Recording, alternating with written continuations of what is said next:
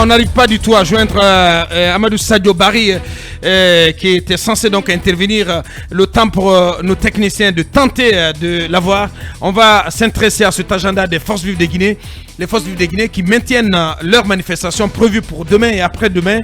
Dans le Grand Conakry et à l'intérieur du pays, Talibé Barry, des lettres d'information déjà déposées à cet effet. Oui, des lettres d'information déjà déposées à cet effet, mais aussi une déclaration publiée par ces forces vives pour répondre au communiqué d'avant-hier fait par les religieux appelant ces forces vives à rejoindre le cadre de dialogue.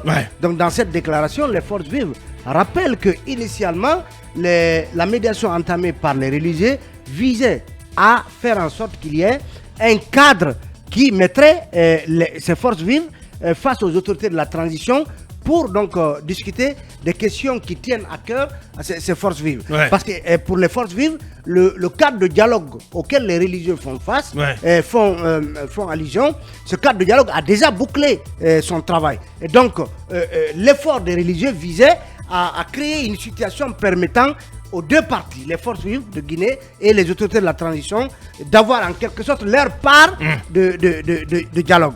Et dans cette déclaration, les forces vives rappellent justement les 7 préalables sans la satisfaction desquels ils ne comptent pas aller donc autour de la table. Et les forces vives disent qu'elles ne comprennent donc pas que les religieux qui n'ont obtenu aucun résultat probant sur toutes ces questions préjudicielles leur demande maintenant de rejoindre purement et simplement un cadre de dialogue déjà clôturé et qui ne répondait ni à la demande de la CEDEAO ni à celle des forces politiques et sociales les plus représentatives. Donc en clair, ils se sentent trahis par les médiateurs, les religieux médiateurs. Oui, hier on écoutait Abdoul Sako ici qui disait même éprouver de la pitié pour ces religieux parce que comme Sékou Koundono, Abdoul Sako mettait en doute que ces communiqués, il y a eu un premier et le second avant-hier, ait été rédigé même par ces religieux parce qu'ils ne comprennent pas, par exemple, que dans ces communiqués, on ne relaie pas, ou en tout cas, on ne fasse pas constater les efforts que elles, forces vives, ont pu consentir pour accepter non seulement qu'il y ait des reports des manifestations,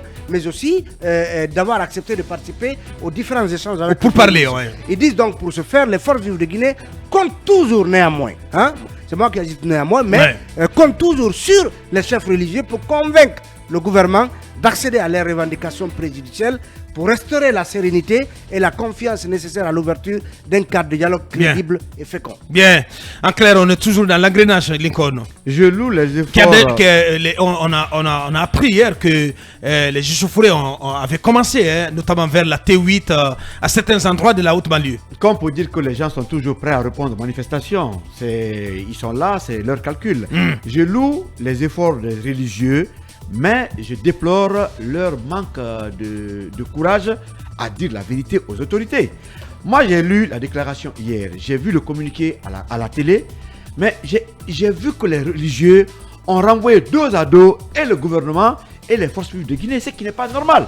Parce que quand vous parlez des cas de mort et que vous demandez aux uns et aux autres de s'asseoir à ça et ça, parce qu'il y a des morts, mais demandez au gouvernement d'arrêter de tuer des gens ou vous demandez les calculs ou le compte rendu.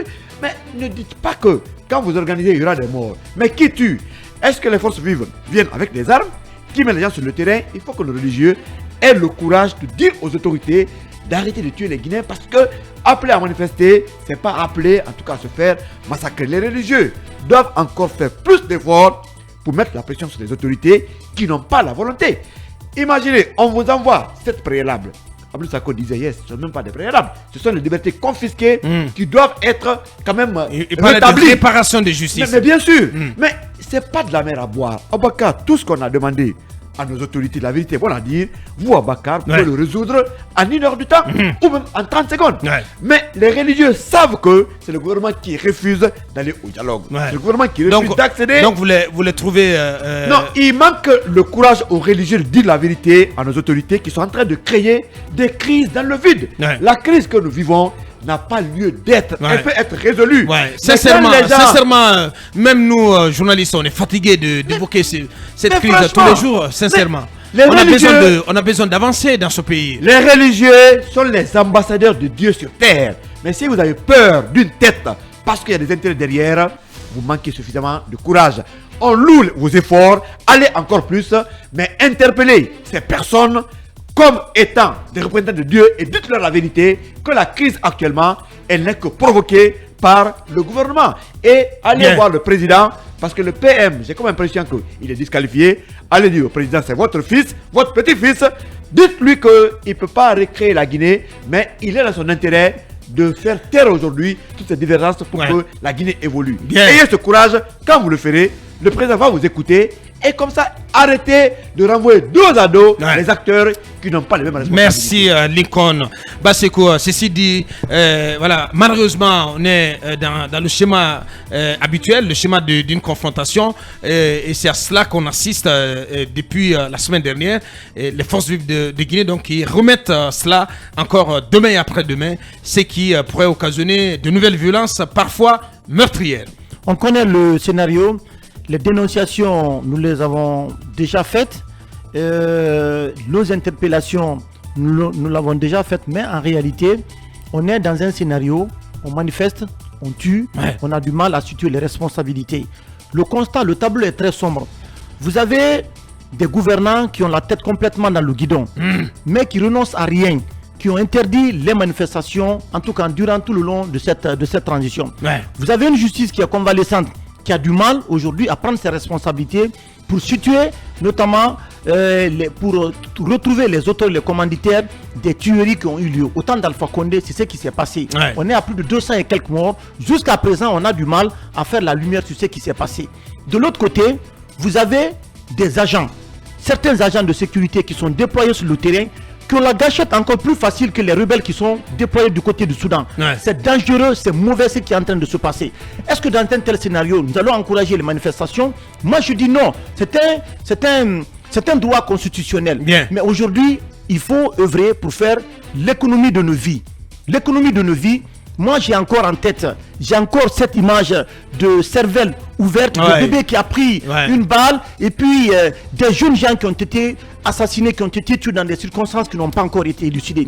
On a du mal, nous avons ces morts sous notre conscience à Boubacar Diallo. Est-ce que c'est dans un tel climat, dans un tel tableau que nous allons appeler à de nouvelles manifestations? On connaît que la manifestation elle est interdite, il va encore tuer. Je pense, sincèrement, c'est mon point de vue, pour le moment, les manifestations, il faut vraiment les geler, il faut les suspendre. Et faire quoi? Non, pas d'abord. Non, la bonne question, ce n'est pas de dire pourquoi. Donc vous demandez aux forces vives de Guinée parce je ne peux plus d'arrêter les manifestations. Je te pose la question, soit beaucoup plus claire et précis. Je vous réponds à Boubacar Diallo.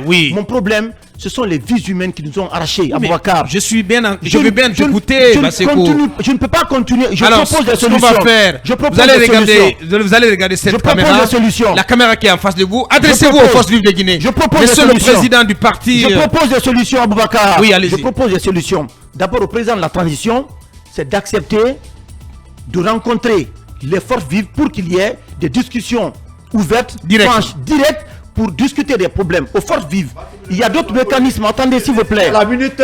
Attendez, s'il vous plaît. Pas la peine d'aller à une je continue pour terminer. Ton temps de parole est terminé. Oui, je continue pour terminer. S'il te plaît, 30 secondes. Il y a d'autres moyens de pression à Boubacar Diallo. Appelez peut-être à des villes mortes, à des sifflets. Mais c'est la même chose. On parle de la même chose là. Non, s'il vous plaît. Bien. Moi, sincèrement, je suis fatigué de venir commenter l'actualité liée au cas de mort. Sincèrement, c'est révoltant. Il faut qu'on sorte vraiment de cette crise. Si nos gouvernants vraiment ne veulent pas réfléchir par rapport à certaines choses, il faut trouver d'autres mécanismes. Mais sincèrement, moi je suis fatigué de venir commenter l'actualité liée vraiment au cas de mort ici. Je suis choqué, je suis révolté, je suis dépassé à Boubacar. Eh bien, allez-y, Diarraï. Je félicite quand même la responsabilité qui accompagne le communiqué des forces vives de Guinée, parce que quand vous voyez le ton employé, vous vous rendez compte que même les forces vives de Guinée sont aussi fatiguées de la situation, parce qu'ils ont maintenu les manifestations des 17 et 18, mais tout de même, ils ont interpellé les religieux à leur responsabilité à faire en sorte que les choses puissent bouger. Et je trouve cela très responsable, et je pense qu'il y a un espoir d'aller vers l'apaisement, d'aller vers une décrispation. Une décrispation. Donc l'espoir est permis. L'espoir est permis. On peut justement faire quelque chose. C'est vrai que Basseko l'a dit, moi j'en ai pleuré quand je vois des enfants prendre des balles. Et puis, je suis très sensible de nature. Je pense qu'il faut arrêter cela. allons autour de la table, c'est très important, discuter des problèmes guinéens entre Guinéens. Encore une fois, il faut éviter d'aller manifester pour qu'il y ait des morts, pour ensuite se retrouver autour de la table pour discuter. Je pense que c'est quand cela arrive, ces médecins, après la mort, il faut préserver. Nous sommes tous des Guinéens. Ce sont également des Guinéens qui tombent sous les coups des balles.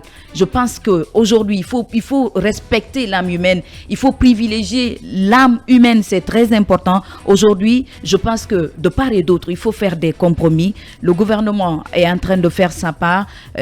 Du côté des forces vives de Guinée, ça se voit également qu'ils ont la volonté d'aller vers un dialogue qui puisse décrisper la situation.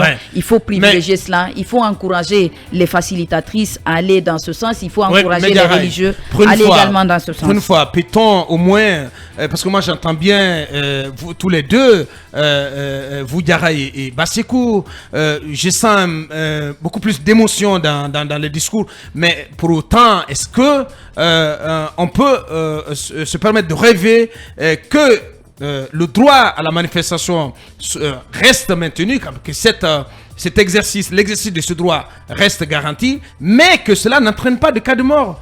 Peut-on rêver à cela? Non, oui, Aboubacar, on peut. Parce que ce que vous vous demandez, Aboubacar, si je vous suis, ce que vous demandez aux forces vives de Guinée, c'est de renoncer à ce droit. Oui, pour l'instant, pour sauver les vies humaines, Aboubacar. Mais après, mais on continue de tuer. mais qu'est-ce que vous dites? Qu'est-ce que vous diriez? Mais qu'est-ce que vous diriez? Arrêtez. Qu'est-ce que vous diriez au camp d'en face? Mais justement, pourquoi vous ne diriez pas? Non, mais attendez quand même. n'est pas une discours. Mais non. Les Guinéens ne sont pas des. Mais dites justement. Dites justement aux forces de sécurité, aux forces de défense, de permettre que les forces de Guinée exercent ce droit. Dites aux autorités de permettre que ce droit soit exercé, mais qu'il n'y ait pas de cas de mort. On ne tue pas les Guinéens. Pourquoi vous ne pouvez pas tenir un tel discours? Mais comment on va arriver à cela dans un contexte où bien... Vous me décevez complètement ce matin. Allez-y, cabinet. Il faut arrêter. De renoncer à s'alimenter. C'est cool. Bien. C'est comme si on te demandait de ne plus accepter de manger. Tu vas accepter de ne plus manger. Mais le trop émotif, sincèrement. Arrêtez son micro, Babé, s'il vous plaît. Allez-y. Cabinet pour en terminer. Tout à l'heure, on a écouté le docteur Kouroussi Kondé faire une esquisse de solution. Je pense que ce que je retiens, c'est le fait qu'ils disent qu'il faut aujourd'hui mettre en place une commission ad hoc qui va questionner tout ce qui est sujet de prédilection, de dissensus pour pouvoir permettre. Et ce que je retiens un peu dans les propos du docteur, c'est d'éviter de faire dans l'externalisation. Vous voyez, c'est-à-dire que le CNRD, qui est le véritable organe qui décide et d'orientation qui vient donc qui vient à la suite, dont le président de la transition est aussi un organe important, ne peut pas reporter ce problème au Premier ministre qui en réalité n'a pas de solution véritable. Il n'a pas de capacité de décider. Bien. Donc il faut accepter de réaliser qu'il faut que les militaires du CNRD, qui sont ceux qui détiennent la clé de voûte de l'exécutif et qui décident donc de la transition, soient en face de ceux qui ont un problème. Et là-dessus, je pense que c'est une solution qui a été trouvée. Bien. Il faut la matérialiser. En la matérialisant, on va sortir de tout ce qui est manif. Est-ce qu'il faudra réactiver aujourd'hui les manifs ou pas? Il y a une constance. Cette constance, c'est que il faut de plus en plus, ou d'une manière plus générale, ou in fine, que le CNRD réalise que la gestion du pouvoir est aussi une question liée à une question de remise en cause. Ouais. Cette remise en cause par les acteurs sociaux ou les acteurs politiques, c'est de la contradiction, c'est normal. Bien. Et il faut laisser complètement l'idée de croire qu'en venant autour de la table, on se rabaisse et que ces gens qui ne sont pas d'accord avec nous, ce sont des gens qu'on ne devrait pas écouter. Il faut écouter. Bien. Il faut écouter tout le monde de cette crise. Il faut écouter tout le monde. Talibé, pour clore, que penses-tu du schéma que propose Bassekou, qui consisterait donc pour l'instant pour les forces vives de Guinée à arrêter toute manifestation parce que tout simplement elles occasionnent des cas de mort? Quelqu'un faisait observer que à l'avènement du CNRD au pouvoir, tous ces gens, les Sékou Kounoune et autres, étaient des interlocuteurs du colonel. Ouais. Il a fallu que le même des ambassadeurs il a fallu que du coup d'État, de la transition. Il a fallu que le CNRD se bunkérise et refuse donc finalement de les avoir comme interlocuteurs. Aujourd'hui, je suis convaincu que si on crée les conditions d'un dialogue qui impliquerait toutes ces entités, on n'aura pas le temps d'aller manifester. On va se préparer à venir autour d'une table de dialogue et de défendre ces différentes positions. Aujourd'hui, pour rien au monde, moi, comme je l'ai dit précédemment, je ne soutiendrai la démarche qui voudrait que nous renoncions à nos droits. Un droit constitutionnel. Un droit constitutionnel. Le droit de manifester est un droit qui s'exerce dans toutes les démocraties du monde. C'est à l'État et aux autorités sécuritaires de prendre les dispositions pour que ces manifestations soient encadrées. Merci Talibé. Voilà, et il faut éviter les solutions faciles. Ça n'est terminé pour aujourd'hui. Grand merci à vous tous qui nous avez suivis aux 4 coins du monde sur nos canaux digitaux. Merci de l'attention. Grand merci à Ibrahim Diallo, Ibrahim Assila qui nous ont permis donc de réaliser cette émission. Derrière nous, Dit Indira avec Mohamed Ba et toute sa team. On sera là demain encore, demain matin. Voilà, grâce à Dieu bien entendu, pour continuer à vous servir. Au revoir, portez-vous bien. Film 24. Mirador, la grande messe de l'investigation journalistique, la plus grande tribune politique de la Guinée, avec Aboubacar Diallo, Talibé Bari, Mamadou Ouri Diallo, Akoumba Diallo, Kabinet Fofana, Ibrahima Lincoln Souma, Mamadou Diambaldé.